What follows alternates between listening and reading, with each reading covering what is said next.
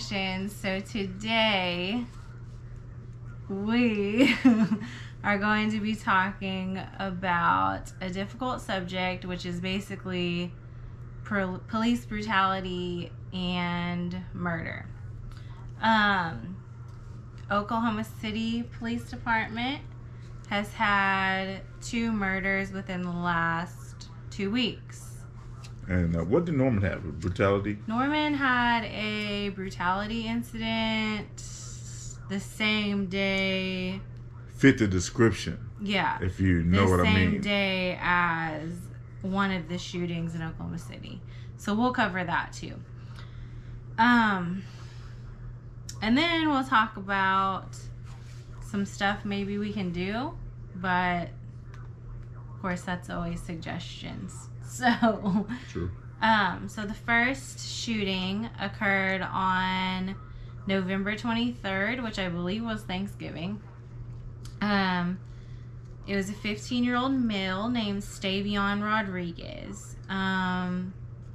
Police were called to the scene of an armed robbery at a convenience store. The store clerk locked the 15-year-old inside the store. Once the Oklahoma City police arrived, they ordered Stavian to come out and drop his weapon. Stavian came out of the drive-through window, dropped his weapon, and raised his hands in the air to surrender. He was then shot to death by law enforcement. After surrendering? Yes. The police are saying that after that occurred, that he came at them again, but there's no video evidence of that because obviously the body cameras haven't been released, and that's not what's shown on bystander video. So somebody's lying in that instance. Video from a KOCO 5 journalist recorded shows that Rodriguez appeared to put down a weapon and put his hands in the air. He appeared to put his hands down just before being shot, but no body cam footage has been released. It's funny that this was a 15-year-old child. I just want to keep saying that. Right. To kind of humanize We're going to humanize him. But on the other side, is this not the second time he robbed that person? I have no idea. On that it was an armed robbery. He did have a gun. But here's my problem. If the guy, we've seen this before too on the internet, to where the people are doing everything the police officer says to do, and the police officer still just gunned them down. Right. That's what we're talking about. And that's where the problem comes. It's like, wait a minute. Like, should there not be any kind of repercussions for people that just pull the trigger when they feel like, why don't you just go, if you want to shoot somebody, just go to the gun range or something. Well, here's the thing. You can arrest him on armed robbery. That's not a death sentence. And he can serve his time. So yeah. So yeah. That's the biggest deal, I believe, is the fact that these people are being judge, jury, and executioner. All in one. All in one, and they're not serving a day in court. You're just supposed to arrest people. That's your job.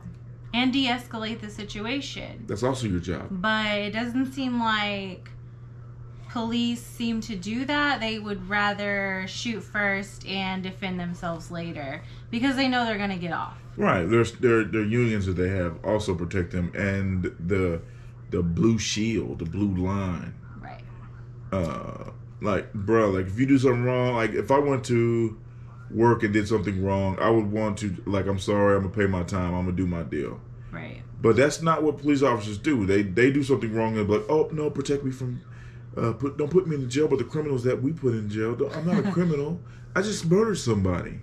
But they don't consider it as murder. They justify it by saying, I feared for my life. He had a gun, but he put the gun down. Stuff like that. Like, they can use any excuse that they want to use to justify why they did what they did. And it's easy to be like, oh, this kid had a gun, he was an armed robber. But just because you're a criminal doesn't mean you need to die. Right. So basically what you're saying to me is we have to change the actual laws to where they can't use that loophole to say that they're afraid. If you change the law, then they'll stop doing that. Will they? Or please don't flag me. Or I'm not calling for violence on the police. I'm not doing that. You see my wife looking at me? Look, I'm not saying that. All I am saying is if the police knew something could happen to them right back, they would be more careful with threatening or shooting people on the street. Right. They feel so protected, it's not even funny. Here's the thing. If someone shoots a cop, that's like the biggest no-no ever. And you know that you're going to prison for murder. You know? Yeah, or if you cops, know, if you... like 99% of the time, don't ever get even a slap on the wrist for this. And if they do go to jail, it's not for murder. It's like accidental manslaughter. You know what I mean? So would you call the police a mob, a criminal organization? No, here's the thing. This is going to get me flack, but I'm not anti-police at all. Neither am I. Like, I believe we do need police. We do need people to protect us and serve us and keep us safe because that is their job. But it seems like if you are a minority that you don't feel safe and you don't feel protected. You feel endangered for your life. Yeah. So that's not doing their job. If we could get police to do their job, there's no reason.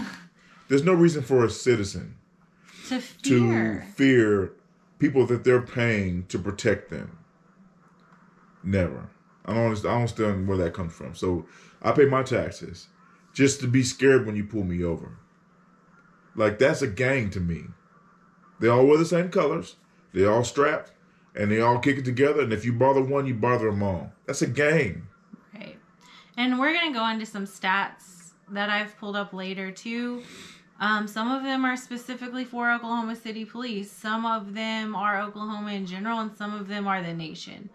So we're going to get into that and how dangerous it is for a black person to be just in Oklahoma, much less the United States. And this is what's messed up.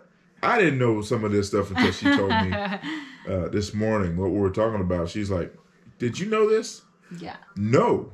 Right. As many times as as many times as I've had the police pull their guns on me personally. That should have never happened. I didn't know that it was like the numbers were that like that. I mean, right. Growing up, I've had the police pull their guns on me numerous of times. Numerous.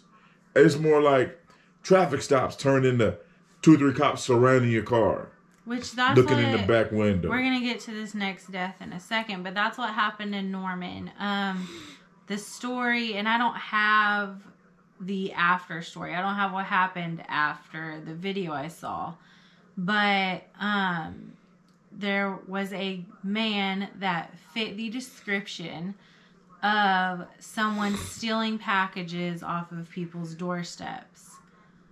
So 10 police officers, Norman police officers, pulled up on this person that fit the description. 10? And tackled them right across from Norman High School in a parking lot and handcuffed him, all of this stuff, right? Mm-hmm.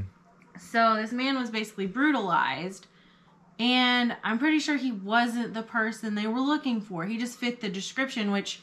If you say black male in gray sweatpants, everybody fits that description. Shit. I got gray sweatpants on right now. And I'm black. Okay, but I've heard the news stations say that. Like, you remember that shooting at Penn Square? They're like, black male in gray sweatpants. And I'm like, That's my whole family, you know? So I think I even called him. I was like, can you please come home? Because you fit this description. Because you're black and you're probably wearing sweatpants, you know?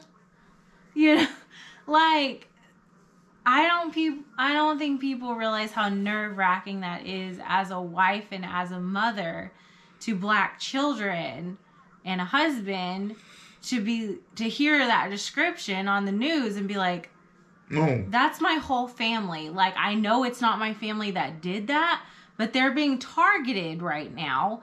Because that's the description you gave on the news. You didn't say how tall they were. You didn't say what their hair looked like. You didn't say what their build was. You didn't say their build, age, height, nothing. You just said black male, gray sweatpants. And that fits every black male that walks around with gray sweatpants on. So you're setting people up to be targeted, to be racially profiled. Yeah. When that's the description you give on the news. And that's our local news that does that. Right. That... Every time that happens, I get so scared because I'm like, I know my kids are probably in sweatpants. I don't know if they're gray, but they're probably in sweatpants. I know my husband's in sweatpants and they are gray, you know? So to me, like, that is so frustrating and nerve-wracking that is the call to arms, basically, that's put out there. That's it. Okay, sorry, tangent. The second, these are both males. The second man that was killed Friday, 12/11/20. His name is Bennie Edwards. He was a 60-year-old homeless man.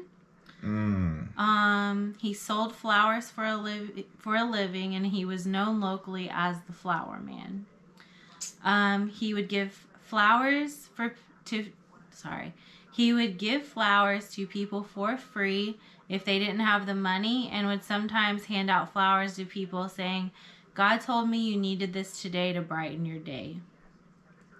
So why would they?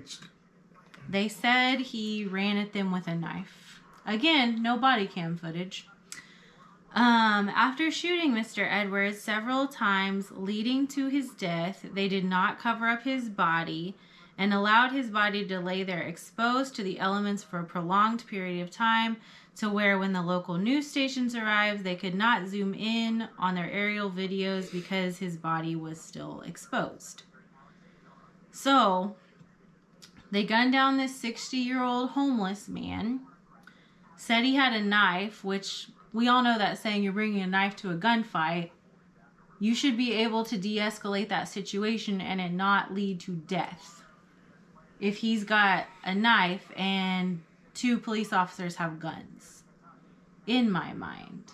Right. This doesn't sound like a violent man. I'm trying to figure out. He's also 60.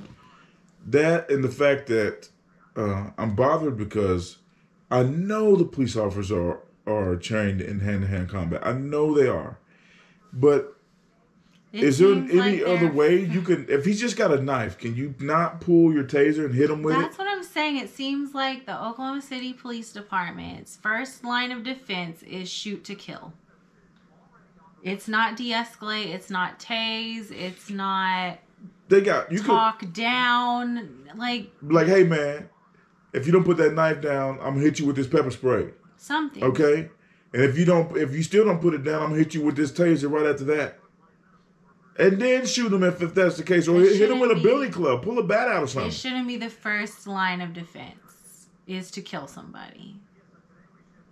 Ever. My opinion. If I was a cop, I would just scare people. I'd be like, you pull my gun. You gonna make me do it? You gonna make me do it? Huh? And most of the time, you could probably bluff people into quitting to stop. You know what I mean? Like, I don't understand. I mean, there's such thing as suicide by cop, but you pretty much know who those people are. Yeah, what they're that's why those people, you beat them up and take them to jail, and they'll be mad because they get to kill themselves. Right. So, I wrote down some suggestions on things that I think can be done to try to solve this. Of course, this isn't a super solvable situation because this is no magic happening. Key. This is just suggestions. It's still happening, and it's been happening, and all of that. So I wanted to go over what qualified immunity is. Qualified immunity is a legal principle that grants government officials performing discretionary functions immunity for civil suits. I believe this needs to end for police officers who are brutalizing and unjustly murdering people, and especially minority men disproportionately. So basically, a cop can call for qualified immunity before a civil suit is filed against them. And they're protected by their union. You can contact your state and local government officials who control your laws and the budgets for the local law enforcement. Let me go back to the first one. I'm sorry. Okay.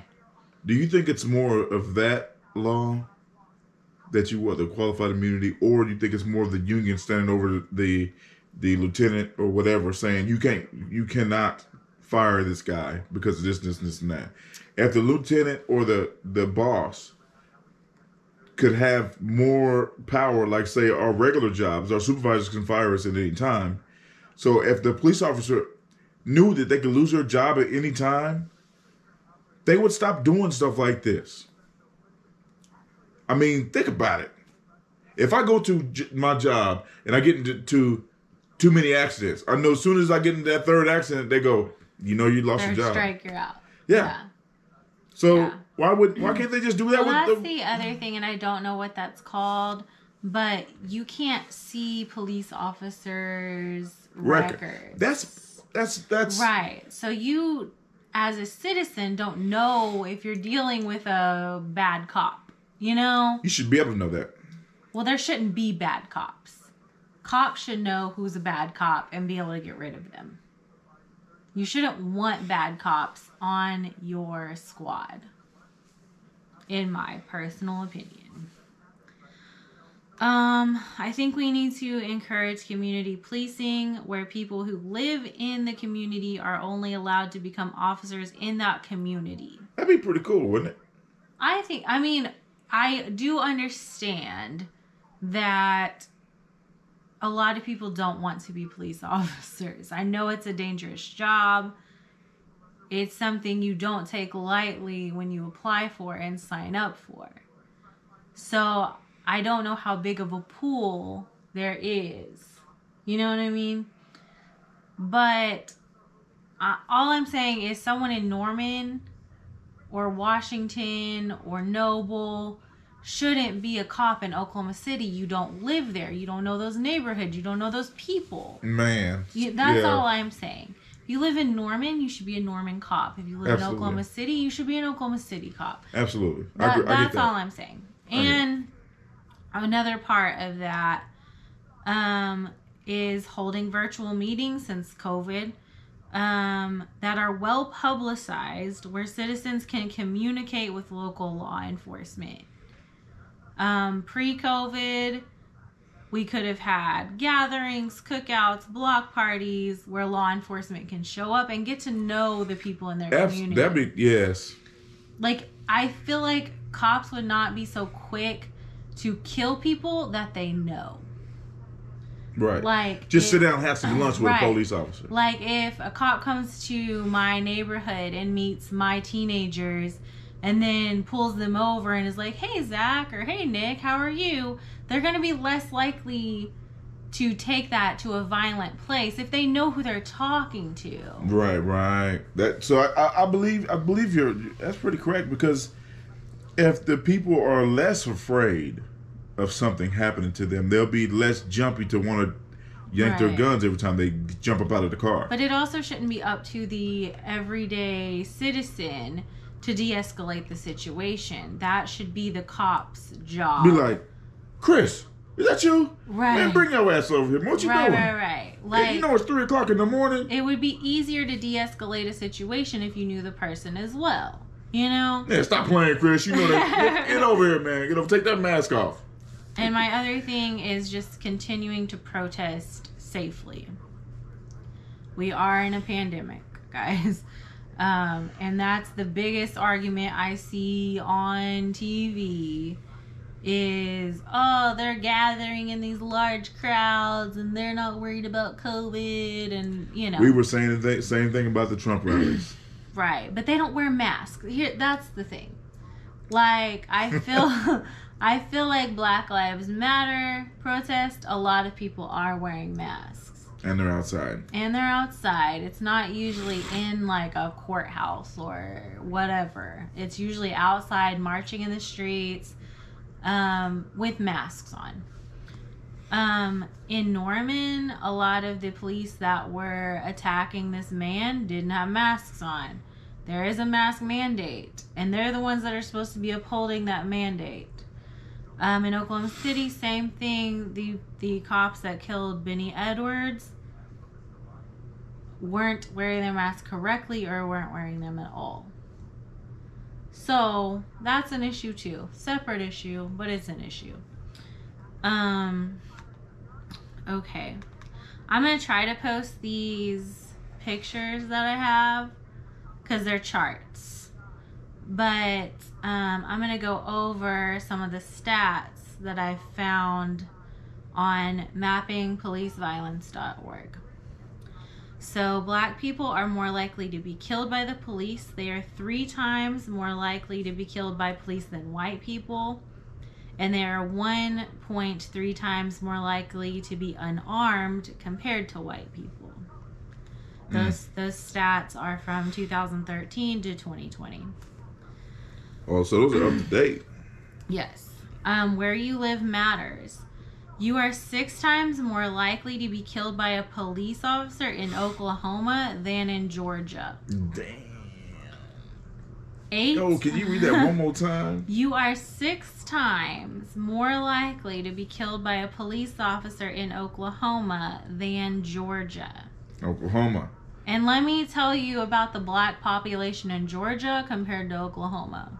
It's significant. Georgia has way more black people than Oklahoma. That should not be the case, ever.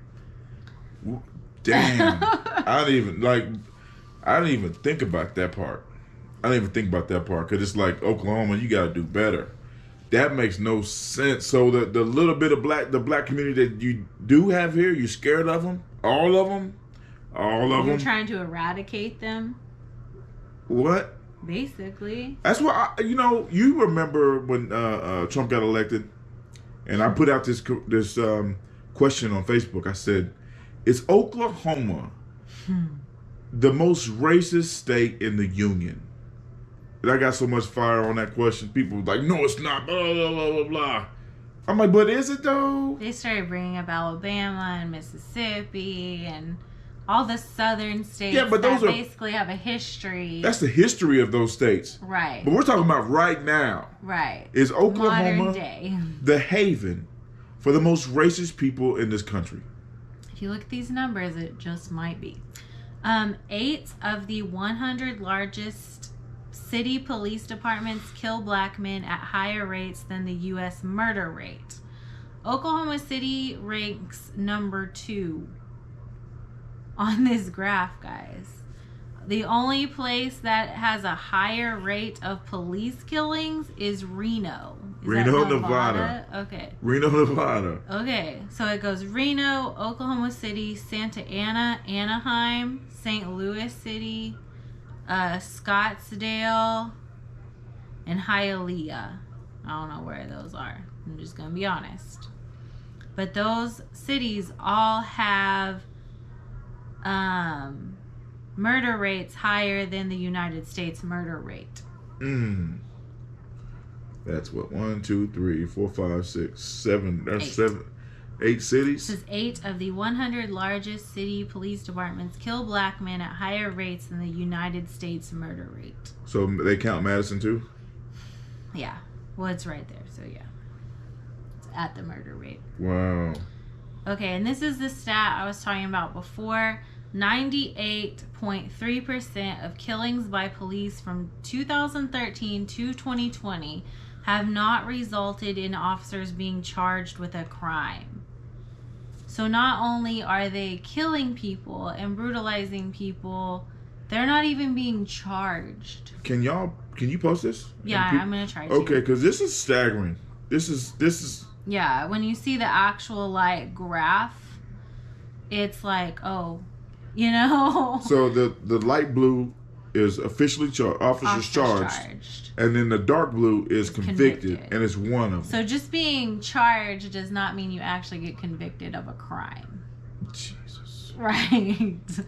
So out of those 4 officers, let's just say 4. Out of those 4 officers that were charged, only 1 was convicted. And people wonder why we say Black Lives Matter. Right. Like, why do you even ask a question? Because obviously, if you're asking a question when somebody says that, you don't care. They don't matter to you. That's why when people say that to me, I'm like, let me try to put it in a way that you will understand. Like, Black lives should matter. Obviously, they don't, but they should. And they should more than matter. Matter should be the minimum. And if you don't understand that, just say Black Lives Matter too. Like, we don't have to go out and scream White Lives Matter. We know our lives matter. We're protected by the law and law enforcement. You know, Black people don't have that privilege that we have to, when I get pulled over, I'm not scared that I'm going to be killed. You know? You're just mad about that $150 ticket. Right, I'm mad that, oh crap, my tag's out and I forgot. You know?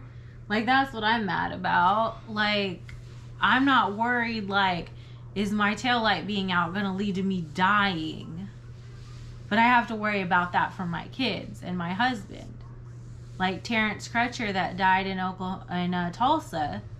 Like, his car broke down and he was killed. He ended up not going home that night because his car broke down. And he was coming home from college. Like, it was... I don't know. It's very scary and disheartening. And it's to the point where I'm like, if Oklahoma is this bad, why are we here? You know? Like, man, maybe we need to find somewhere else to be. You know? How's Texas? They're not on here. That's what I'm saying. Like, so Texas, here we come, maybe? They got some good fishing holes down there. I'm to the point where I'm like, let's move to, like, New Hampshire or something. Is it? Like, let's get all the way out of these red states. Let's get as far away from them as we can. I know that is defeating the purpose of... Listen, let me tell you something fighting the good fight, Hold on, baby. You're getting too far. I don't want my family to be killed, so maybe let me tell you about where we need to go. I don't know. Negroes and cold weather. It's snowing right now. I hate that shit. I'm just saying, like, come on, man. Like, don't say New Hampshire. That hurts my feelings. And it's so beautiful. And Bernie's from Vermont, so it's just like that next state over.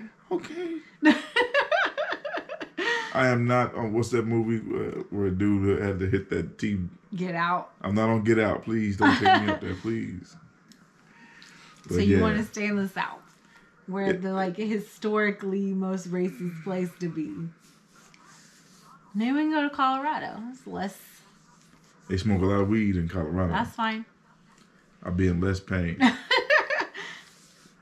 Anyway, so these are astounding numbers. They're like, oh my goodness. And if you want, like, I'm a data nerd, so if you want to get on there and analyze, like, their Excel spreadsheet, they got one. It's mappingpoliceviolence.org. I still think that police officers over the whole United States are the biggest gang in this country. Here's my other thing. Like, a lot of cops say, well, if you want to change it, join us and change it from the inside. No, you can't do that. But I don't know that can be done. Or it already be done already. It's a good thought. I think once you get in there and you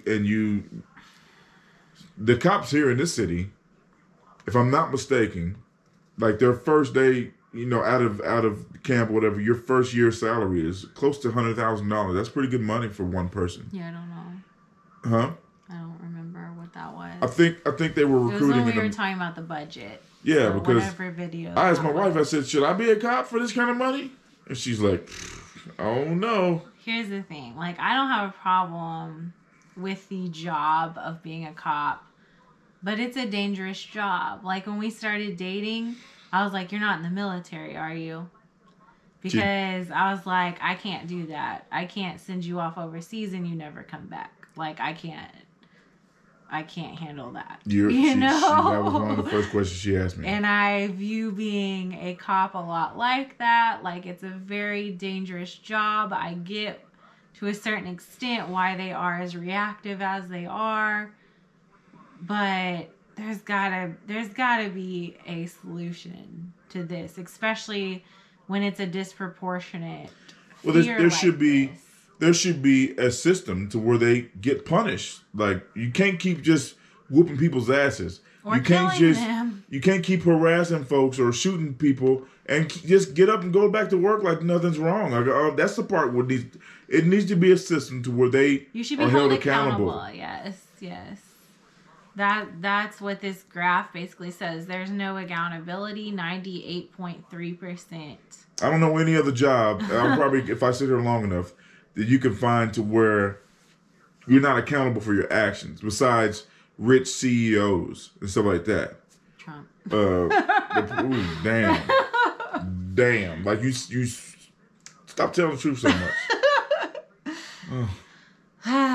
And I said, if we sit here long enough, you throw Trump out there as the president of the United States that hasn't done his job for 4 years, but guess what? He's going to get away with it. So he's not being held accountable. Yeah, he's going to get. Well, he got voted out, but nothing he's done that's against the law is going to get held accountable. The Southern District of New York might be coming. Man ain't going to do shit to that man. I think rich. He's scared. You want to bet something on that? No, but I think he's scared. All right. I'm not losing my money, but I think he's scared. But I will try to edit these charts into the video if I can. And yeah, that's really all I had, other than rest in peace to Stavian Rodriguez and Bennie Edwards. Man, that's terrible. That's terrible. We say stuff like that more than we should, but these people shouldn't become hashtags. Like, that, I think, is the hardest part, is these families don't want their family members to end up as hashtags. They want their family member. Whether their family member is good, bad, or ugly, they still want their family member. True. So. Is that it, babe? That's it.